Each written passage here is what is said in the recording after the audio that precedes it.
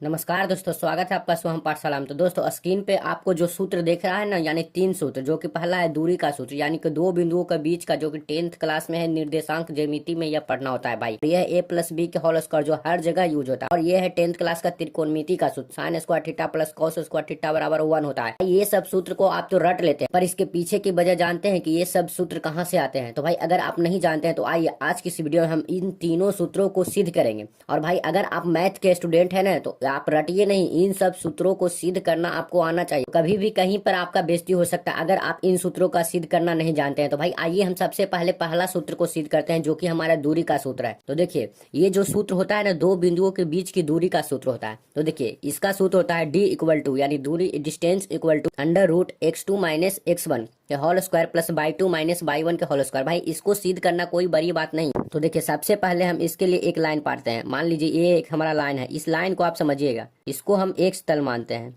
x तल मानते हैं, और एक हम y तल खींचते हैं। एक हमारा ये हो गया y तल, ये हमारा हो गया y तल। अब समझिए, यहाँ तो मूल बिंदु है। अब समझिए, यहाँ कह रहा है हमको दो बिंदुओं का बीच की दूरी ज्ञात करना है। तो हम दो बिंदु मान लेते हैं, इसका x है ना, तो मानते हैं इसका x1 यहाँ पे है, इसका x1 यहाँ पे है, एक बिंदु मानते हैं, और एक बिंदु मानते हैं हम y1, इसका y1 बिंदु यहाँ पे है। आप गौर करिए, अब जब दोनों को हम मिलाएंगे तो ये दोनों तो बराबर जगह पे मिलेगा, ये यहाँ आके यहाँ मिलेगा। तो देखिए, ये यहाँ से आके यहाँ पे यह बिंदु मिल गया है ना। तो ये जो बिंदु मिला उसको हम क्या कहें, x1 y1, यही ना बोले, यही बिंदु है नहीं। अब एक बिंदु और लेते हैं हम, एक हम मान लेते हैं यहाँ पे हमारा बिंदु है x2, और मान लीजिए यहाँ पे हमारा बिंदु है y2। अब जब हम इसको मिलाएंगे, मान लीजिए अब इस बिंदु को हम मिलाएंगे, तो ये बिंदु हमारा आके कहाँ मिलेगा, ये बिंदु हमारा आके ऐसे मिलेगा। मान लीजिए, तो देखिए ये बिंदु हमारा आके ऐसे मिला। अगर इसको हम मिला दिए, x2 y2 को अगर मिलाएंगे तो यहाँ पे ऐसे मिला। ये हमारा हो गया भाई x2 और y2। अब देखिए, ये एक बिंदु हो गया, ये एक बिंदु हो गया। अब इन्हीं दोनों बिंदु के बीच की हमको दूरी निकालना है। तो दूरी निकालने के लिए इसको एक हम लाइन खींच देते हैं, यानी x1 y1 और x2 y2 के बीच की हमको दूरी निकालना है। तो भाई यहाँ पे आपको क्या दिख रहा है, तो भाई ये देखिए एक ट्रायंगल बना रहा है। देखिए ऐसे है, ऐसे है। अगर हम यहाँ से एक आधार खींच दे ऐसे करके, ये हमारा ट्रायंगल हो गया कि नहीं। अब देखिए, इससे पहले हम सभी बिंदुओं का नाम रख देते हैं। तो भाई अपने मन से आप कोई नाम ले सकते हैं। मान लीजिए इसका हम a नाम रखें, इस बिंदु को हम b कहें, यहाँ पे जो मिला इसको हम c कहें, ठीक है। हम इस बिंदु को हम डी कह देते हैं, इसको हम ई कह देते हैं। अपने मन से रख दीजिए, कुछ भी आप मान सकते हैं। इसको ई कहते हैं। अब देखिए, हम यहाँ से भी यहाँ एक मिला सकते हैं। अब देखिए, यहाँ से भी यहाँ एक मिला सकते हैं। देखिए ई के बाद हम एफ मान लेते हैं, इसको हम जी मान लेते हैं। अब देखिए, हमारा सभी बिंदु का नामकरण हो गया है कि नहीं। जो ये रेखा खींच, तो यहाँ हमारा क्या हुआ, यहाँ 19 डिग्री का हमारा कोण बन रहा है, 90 डिग्री का कोण बन रहा है। जिसके सामने वाला ए बी है, जिसके सामने वाला ए बी 19 डिग्री के कोण के सामने वाला को कर्ण कहते हैं। आपको यह पाइथागोरस प्रमेय के अनुसार से याद होना चाहिए, जो कि होता है कर्ण के स्क्वायर प्लस आधार स्क्वायर प्लस लंब स्क्वायर। ये फॉर्मूला आपको याद रहना चाहिए, जिसमें 90 डिग्री के सामने वाला कोण को हम कर्ण कहते हैं, जो कि सबसे बड़ी होती है। ये सबसे बड़ी है ए बी। देखिए, अब यहाँ पे आपको मात्र यह बात समझना है कि भाई यहाँ से जो यहाँ की दूरी है ना, यहाँ से जो यहाँ की दूरी है वह है x2। काहे कि देखिए, ये से ये बिंदु है पूरा अगर माने तो ये हमारा है x2, है कि नहीं।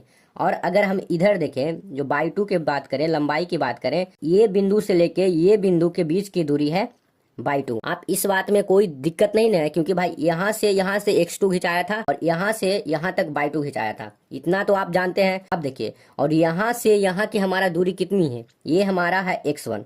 तो यहाँ से भी यहाँ की दूरी हमारा हो जाएगा x1, कोई दिक्कत नहीं है इसमें। देखिए, जब यहाँ से हो गया हमारा x1, यहाँ भी हमारा हो गया x1। अब अगर लंबाई देख लेते हैं, तो यहाँ से यहाँ की लंबाई हमारा थी y1 ही न था। यहाँ से यहाँ की लंबाई, अगर लंबाई की बात करें तो y1 है, और ये भी अगर y1 है तो ये भी y1 हो जाएगा, यानी कि DC भी y1 हो जाएगा। अगर ये दोनों बराबर ही है तो ये दोनों भी बराबर हो गया, यानी y1 होगा। अब आप यहाँ पे ध्यान रखिए, जितनी भी बिंदु है आप भूलिए नहीं बिंदु को, एक एक बात को गौर करिए। अब देखिए भाई, यहाँ पे हमारा क्या है, ये है हमारा ए, ये है हमारा डी। हमको यहाँ पे निकालना है AC और BC। यही दोनों बात को निकालेंगे तब हमारा इन दोनों के बीच की दूरी AB हमारा निकल जाएगा। अब देखिए, AC ज्ञात करने के लिए सबसे पहले आपको यहाँ देखना पड़ेगा कि यहाँ से लेके यहाँ के बीच की दूरी, यानी AD हमारा कितना है, AD हमारा है पूरा बाई टू, ये जो पूरा है जो AD है ये हमारा है बाई टू, है ना। बाई टू में क्या कहा है कि DC, यहाँ पे अगर AD में देखें तो D और C बाई वन है। अब देखिए हमारा D और C equal two by one है, ये बाई वन है ना। AC हमको निकालना है। अब देखिए ये पूरा में से अगर DC घटा देंगे तो AC निकल जाएगा कि नहीं। ये जो पूरा लाइन है इसमें से इसको माइनस कर देंगे तो ये तो AC निकल जाएगा। अब देखिए अगर हम AD माइनस मतलब पूरा माइनस DC करेंगे तो DC करेंगे तो ये हमारा क्या हो जाएगा, AC आराम से हो जाएगा ना। अगर मान लीजिए यहाँ से यहाँ की दूरी 5 है, मान लीजिए पूरा यहाँ से वहाँ की दूरी 5 है और इतना दूरी मात्र 3 है, तो ये बाकी का बचा दूरी 2 होगा कि नहीं। बस यह बात यहाँ पे हम लिखे हैं कि AD पूरा हमारा था बाई टू, AD हमारा पूरा है बाई टू और DC जो हमारा है by one minus y one लिखेंगे तो हमारा AC कितना हो जाएगा, तो हमारा AC हो जाएगा by two minus y one. बस इतना ही बात को हमको यहाँ पे लिखना है, आप इस बात को गौर करिए। अब देखिए ये हमारा निकल गया, हमारा क्या निकल गया, AC। हमारा AC कितना निकल गया, by two minus y one. तो यहाँ पे हम लिख देंगे by two minus y one. बस इतनी बात को हमको लिखना है यहाँ पे। अब देखिए हमको निकालना क्या है,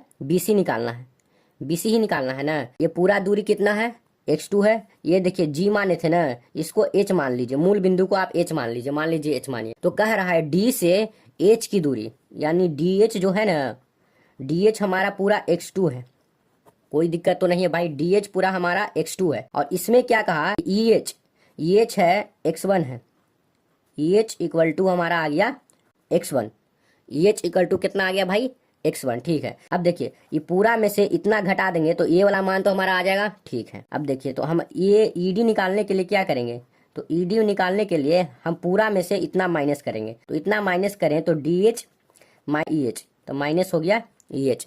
अब बिंदु को धरिए और समझिए जो इसे हम कर रहे हैं। अब देखिए तो ED बराबर हमारा क्या हो गया, ED इक्वल टू DH हमारा पूरा कितना था x2 और EH हमारा कितना है x1।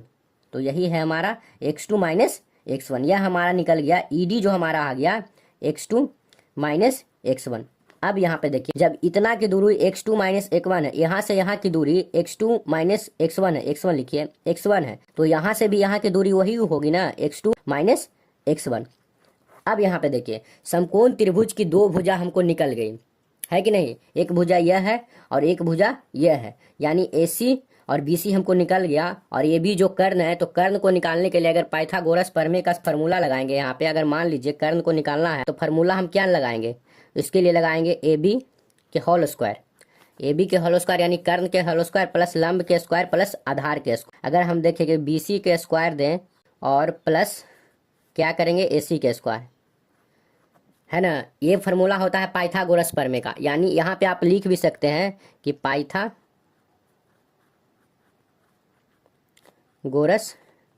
प्रमेय से पाइथागोरस प्रमेय के इतनी बात लिखिए। और यहाँ पे आप क्या लिखिएगा, देखिए अब हमारा AB बिंदुओं के बीच की दूरी कितना लिखा, AB के स्क्वायर इक्वल टू BC हमारा कितना है भाई, x2 minus x1 x2 minus x1 plus x2 minus x1 के होल स्क्वायर लिखेंगे यहाँ पे। और AC हमारा है by two minus y one, इसका भी होल स्क्वायर। अब देखिए इतना हो गया, हमको मात्र AB निकालना है। तो स्क्वायर को यहाँ से हटाएंगे तो इधर आ जाएगा रूट में। अगर हम स्क्वायर को हटा दीजिए, मात्र AB निकालना है, तब हमारा फॉर्मूला हो जाएगा, ये पूरा हो जाएगा रूट और ये आ जाएगा x2 माइनस x1 के होल स्क्वायर प्लस में by two minus y one के होल स्क्वायर। यही हमारा फार्मूला सिद्ध करना था। देखिए भाई x2 माइनस x1 के whole square plus y two minus y one के होल स्क्वायर, ये फार्मूला हमारा सिद्ध हुआ। यह दो बिंदुओं के बीच की दूरी हमको निकल गया, यानी AB हमको निकल गया। तो भाई देखिए आप तो इस फार्मूला को याद कर लेते हैं, कोई बात नहीं, यहाँ पर रट लेते हैं x2 माइनस x1 के whole square plus y two minus y one के होल स्क्वायर। परंतु भाई कभी भी कहीं पर आपको कोई यह फार्मूला सिद्ध करने के लिए बोल दिया जाए, आप कितना भी मैथ क्यों नहीं जानते हैं, मैथ में क्यों न विद्वान हो, आपका कैलकुलेशन क्यों ना हार्ड हो, पर भाई